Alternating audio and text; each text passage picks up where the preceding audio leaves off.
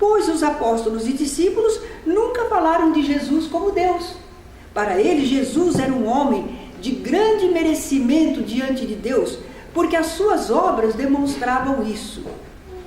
Talvez que alguns pensem, mas os milagres demonstram que Jesus é Deus. Os milagres são feitos admiráveis, sim, mas não provam a divindade de Jesus. Aí eu digo cada coisa, não, que a gente precisa justificar direitinho. É o próprio Jesus que diz assim: vós podeis fazer o que eu faço, e coisas ainda maiores, se tiverdes fé, porque eu vou para o Pai. Jesus fez um ministério em cerca de 3 anos apenas. Realizou muitos fenômenos, mas retornou ao plano espiritual. Enquanto nós, seres humanos, também filhos de Deus, continuamos na terra, progredindo, desenvolvendo, e poderemos apresentar manifestações espirituais, realizações espirituais, se tivermos fé, não é? Se continuarmos no bom rumo. E o Espiritismo esclarece que os chamados milagres não caracterizam nem santidade nem divindade. Quando alguém produz algum fenômeno, o povo que ignora os fatos, os fenômenos, julga que a pessoa é um santo. Não, é só um médium. Os Espíritos do Senhor é que produzem as manifestações. O médium é simplesmente um intermediário, não é? Mas a gente corre esse perigo, não é? De exaltarmos as pessoas encarnadas além do necessário, além do justo. Contra a pretensa natureza divina que lhe tentaram atribuir, olha, o maior argumento são as palavras do próprio Jesus. Quando Jesus fala de si mesmo e de Deus, ele nunca se coloca no lugar de Deus. Pelo contrário, ele sempre mostra uma dualidade e desigualdade entre ele e o Criador. Vejamos aqui algumas passagens. Tudo isso está no livro de Allan Kardec. Consultem, por favor, um estudo sobre a natureza do Cristo, né? Eu e o Pai somos um. Está vendo? Olha Jesus falando que ele é Deus. Mas Jesus disse também: eu quero que vós sejais um comigo, como eu sou um com o Pai. A gente vai ser Deus também? Não, não é? Então o que significa isso? Jesus queria que nós estivéssemos tão unidos a Ele como Ele estava unido ao Pai. Que a gente entendesse as mesmas coisas e vivesse da mesma maneira. Ele só cumpria a vontade do Pai e queria que nós também estivéssemos unidos nesta compreensão e ação acertada, não é? Mas no mais, sempre ficará evidente que entre Jesus e Deus não há qualquer identidade de natureza nem poder. Um é o Criador, o outro é criatura. É porque Jesus é criatura, né? Jesus não é Deus, ele foi criado por Deus. Criador só Deus. Mas Jesus, em várias oportunidades, demonstrou também essa diferença, deixou bem escrito. Ele dizia assim: meu Pai que me enviou foi quem me prescreveu por mandamento seu que devo dizer e como devo falar. Vamos brincar um pouquinho? Jesus era bem mandado, né? Claro, como todos nós, cumprimos a vontade de Deus. Nada faço de mim mesmo, nada posso fazer de mim mesmo. Todos nós somos assim. Tudo que nós podemos fazer, nós fazemos porque Deus nos concede as condições para. Então Jesus termina dizendo: as obras que meu Pai me deu o poder de fazer, dão testemunho de mim. Quer dizer, vejam o que Deus me concedeu, não é? Vejam as obras. Certa vez, os filhos de Zebedeu pediram assento a Jesus à sua direita e à sua esquerda no reino dos céus. Coitados, não foram nem eles que pediram pessoalmente, foi a mãe deles. Mãe é uma coisa, não é? Ela foi pedir a Jesus: Senhor, que no teu reino os meus filhos se assentem, um à tua direita, outro à tua esquerda, né? Ela pensava assim. Mas Jesus disse que eles não estavam preparados para receber um batismo como ele iria receber. A dor, a luta, a sobrevivência espiritual, né? Eles não estavam preparados. Mas em todo caso Jesus também explicou: não me cabe a mim vou-lo conceder. é para aqueles a quem meu Pai o preparou. Estar perto de Jesus no mundo espiritual, no plano espiritual, depende da criatura que segue as leis de Deus. Se não estiver dentro das leis de Deus, não tem queridinho, não. Não tem preferência, não. Do lado de lá não existe isso, não é? Jesus amava muito os seus discípulos, mas não podia oferecer a eles lugares no plano espiritual. Cada um tinha que merecer, não é? No cenáculo, é aquela ceia pascual, quando ele está reunido pela última vez com os discípulos, ele diz para eles: se vocês me amassem, ficariam contentes, porque eu estou indo para meu Pai. Quando ele falou que ele ia para o Pai, o pessoal ficou triste. Mas ele diz: vocês deveriam ficar alegres, porque meu Pai é maior do que eu. Tem igualdade? Não tem. Nas próprias palavras de Jesus: meu Pai é maior do que eu. No horto, naquele momento de angústia moral, não era medo de morrer ou de sofrer, era porque estava sendo rejeitado por aquele povo que ele amava, que ele queria ajudar, não é? Jesus então ora, ele diz: Pai, tudo te é possível. Não era possível para Jesus, mas para Deus era possível. Tudo te é possível. Se queres, afasta de mim este cálice, mas seja feito não como eu quero, e sim como tu queres. Jesus dá um exemplo de como devemos orar. A gente pede o melhor que a gente entende, que a gente consegue pensar, mas a gente se põe na dependência da vontade de Deus, porque Deus sabe mais e ama melhor, não é? Então nós vemos que Jesus nunca se coloca no lugar de Deus. Quando ele está crucificado, ele diz: Pai, nas tuas mãos entrego o meu espírito. Quando citamos tudo isso, talvez que alguém diga: ah, bom, mas você está falando de coisas que Jesus disse quando ele estava encarnado, não é? Ah, não.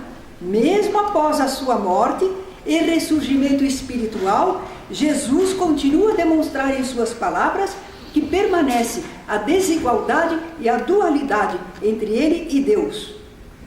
Jesus diz para os seus seguidores: subo para meu Pai e vosso Pai, para meu Deus e vosso Deus. Quando ele comenta com a Madalena, não é? Ele está ressurgido, ele diz para ela: veja bem, subo para meu Pai e vosso Pai, para meu Deus e vosso Deus. Não existe Deus chamando Deus de Deus, não é? A gente percebe claramente que Deus é o Criador, não é? Hoje, e à luz dos conhecimentos espíritas que nós temos, é muito fácil entender. O espírito já existia antes de encarnar, não morre quando o corpo morre e pode ressurgir, surgir de novo, reaparecer aos olhos daqueles que ainda estão neste mundo. Não é o corpo de carne que ressurge, é o espírito com o seu perispírito, o seu corpo fluídico, que pode guardar ou não as aparências do corpo anterior, conforme o espírito mentalize. O reaparecimento do espírito no plano terreno se dá de diferentes formas, em diferentes graus. Por exemplo, vi um espírito, ele está ressurgindo. Ah, olha lá, ele ressurgiu.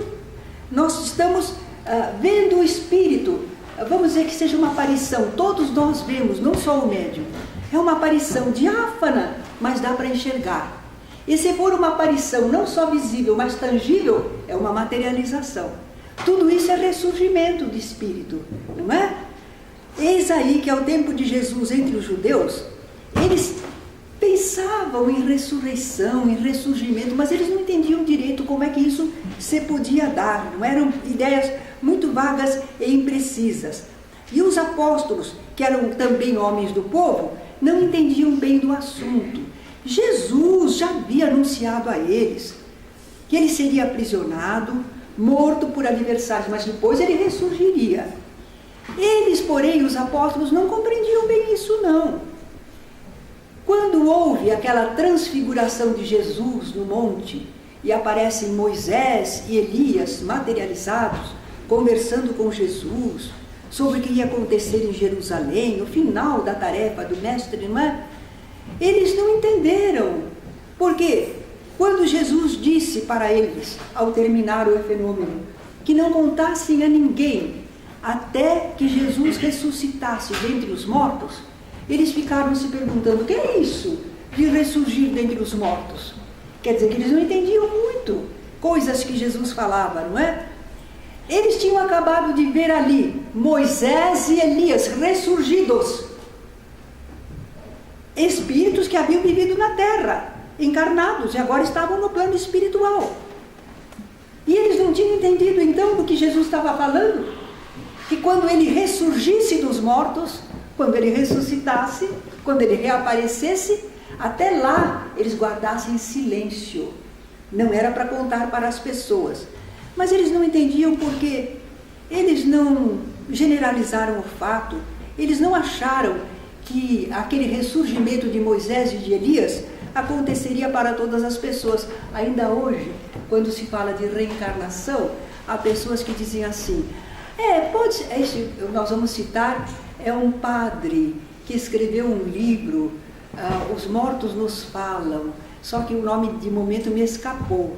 Esse sacerdote, ele diz assim, que pode haver reencarnação, mas para algumas pessoas. Ora, o que é de Deus é equânime, é igual para todos. Se um ressurge, todos ressurgem. Então, o apóstolo Paulo vai encontrar essa mesma dificuldade de entendimento no povo. E ele vai procurar esclarecer na primeira epístola aos Coríntios. Diz o apóstolo Paulo, se não há ressurreição de mortos, então Cristo não ressuscitou. E se Cristo não ressuscitou, é vã a nossa fé e é vã a minha pregação. De fato, o que eu estou aqui falando com vocês de vida espiritual? Se Jesus não ressurgiu, não há vida espiritual nenhuma. É vã a pregação, é vã a fé. Continua o apóstolo. Se nossa esperança em Cristo se limita apenas a esta vida, somos mais infelizes de todos os homens. Eu fiquei pensando, por quê? Mas eu encontrei a resposta. É que nós, pensando na vida depois da morte, a gente não faz isso porque não é bom, não faz aquilo porque não está de acordo com a lei divina, não faz aquilo porque Jesus disse que não é bom. E nós então vamos nos reprimindo, não aproveitamos a vida corpórea. Nós evitamos muitas coisas que outros estão gozando. Mas se for só uma vida, tadinho de nós, perdemos a nossa vida. É isso que o apóstolo está falando. Se nossa esperança em Cristo se limita apenas a esta vida, somos mais infelizes de todos os homens. Mas continua Paulo, mas de fato Cristo ressurgiu dentre os mortos, sendo ele as primícias dos que dormem. E ainda diz o apóstolo Paulo, semeia-se corpo animal, ressurgirá corpo espiritual. Então a ressurreição é ponto básico da doutrina cristã. E à luz do Espiritismo ela fica bem esclarecida e comprovada. Nós sabemos o ressurgimento não do corpo físico, mas do espírito imortal. Assim foi o aparecimento de Jesus após a morte do seu corpo físico. Ele ressurge em espírito. E por que desapareceu o seu corpo material, o seu corpo carnal? Pode-se explicar de várias maneiras. Quem sabe foi transportado o seu corpo para longe dali, ou desmaterializado. Tão fácil, não é? Mas por que isso aconteceu? Por que fizeram isso? Para que não fosse dada demasiada importância aos restos mortais de Jesus, e os ficassem arrastando de lá para cá até hoje, em vã disputas e exibições. Vocês estão duvidando? Olha, em 1998, lá em Campinas, o jornal anunciou que iam chegar em nossa cidade as relíquias de Santa Teresinha de Lisieux. Eu fiquei pensando, relíquias de Santa Teresinha, quem sabe é um véu que ela usava, ou um rosário, ou um missal, qualquer coisa assim. Eram ossinhos da santa. E depois foi de Santo Agostinho, logo em seguida. Num capacete, num elmo, tinha um pedacinho de osso que dizia que era de Santo Agostinho. Não estou criticando religião nenhuma. Eu estou dizendo que se ficasse o corpo de Jesus, estaria sendo levado para cá e para lá, em vãs exibições. Então evitaram isso. Não fica o corpo, não é importante, não é? Não é o corpo de Jesus em carne e osso que precisamos reverenciar e amar. É o seu espírito sábio, amoroso, que um dia aceitou nascer aqui neste mundo entre nós e trabalhou durante mais de 3 anos para nos deixar esclarecidos, confortados e alentados para chegarmos mais perto de Deus. Quando Jesus começou a aparecer aos seus seguidores, a Madalena, a 2 deles na estrada de Emaús, aos apóstolos na casa em que estavam reunidos, lá na praia da Galileia, ele fez essas aparições por cerca de 40 dias. É porque ele estava querendo deixar os apóstolos, os seguidores, bem convictos de que ele continuava existindo, que eles se acostumassem com a sua ausência física, mas soubessem que ele nunca os desampararia. É isso que Jesus queria com essas manifestações reiteradas, até que ele foi se despedindo materialmente deles, erguendo as mãos, abençoou os seus discípulos, e enquanto assim o fazia, ia se retirando deles, sendo elevado para o céu, até que uma nuvem o encobriu dos olhos dos seus discípulos. Que nuvem foi essa? Surgiu de repente no céu azul? É que ele estava materializado, utilizando ectoplasma. E quando ele cessou de mentalizar o corpo físico, quando ele deixou de pensar a respeito, naturalmente sobrou o ectoplasma, que se esvanece ao contato da luz. E naturalmente os apóstolos que não entendiam nada viram que no lugar de Jesus ficou uma nuvem. Para eles o ectoplasma era uma nuvem, não é? Apesar de tudo que Jesus fez, ele procurou cumprir muitas das profecias que falavam do Cristo. Apesar disso, o povo israelita, no geral, não aceitou Jesus como Messias, não. Quando viu crucificado, eles desacreditaram, não é? Mas alguns sim, alguns entenderam e continuaram confiantes